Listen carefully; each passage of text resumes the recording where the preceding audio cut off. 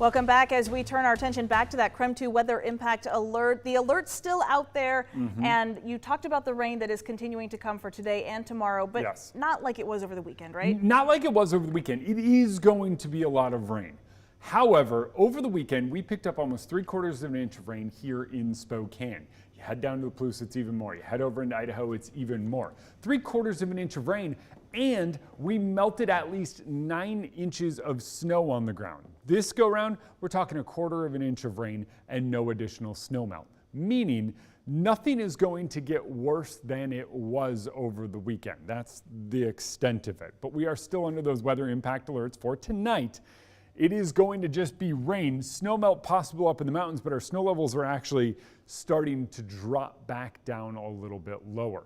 Biggest concern's going to be that incoming rain and wind. Wind is going to be a bigger thing tonight. Flooding, we are kind of on the backside of this. Flood advisory is still in effect for that minor flooding that you're seeing in fields and low-lying areas, some of those roads. That's starting to subside. We still have flood warnings in effect where we have those high rivers, streams, creeks overrunning their banks. I don't think those river streams are going to get as high as they were over the weekend, but yes, we have another round of moisture moving in. For us here in Spokane, looks like we're going to be about 2/10 of an inch, upwards of 1/4 of an inch down in the Palouse.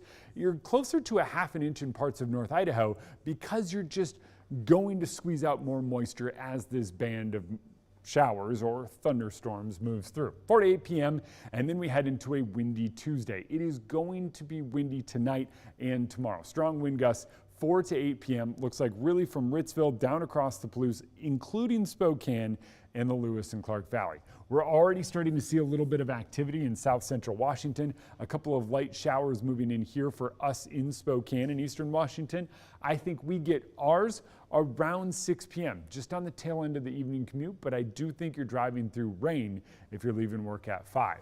This is tonight. Watch what happens. Moves up into the mountains. We hang on to more activity down through the Palouse. That's why you wind up seeing your totals up closer to that 1/4 of an inch or 1/3 of an inch, while we here in Spokane wind up just shy of that. Moves up into the mountains tonight as snow, but then look at the snow levels tomorrow. It's a little bit colder as this all moves in tomorrow morning. Still rain in Spokane and Coeur d'Alene, but most of our activity stays up in the mountains to start the day. We'll see a few light showers here in eastern Washington, but really most of that activity is going to be up in the mountains, and thankfully it's making that transition back into snow. The bigger threat with tomorrow is going to be the wind. Wind is going to be strong really all day long, up to 55 miles per hour, and those have prompted wind advisories that run through the day tomorrow for the potential for downed trees. 55 miles per hour is very, very strong when it comes to wind. But when we have a super saturated ground, after all of that snow melt and everything starting to thaw out, I think downed trees are a real possibility throughout the day.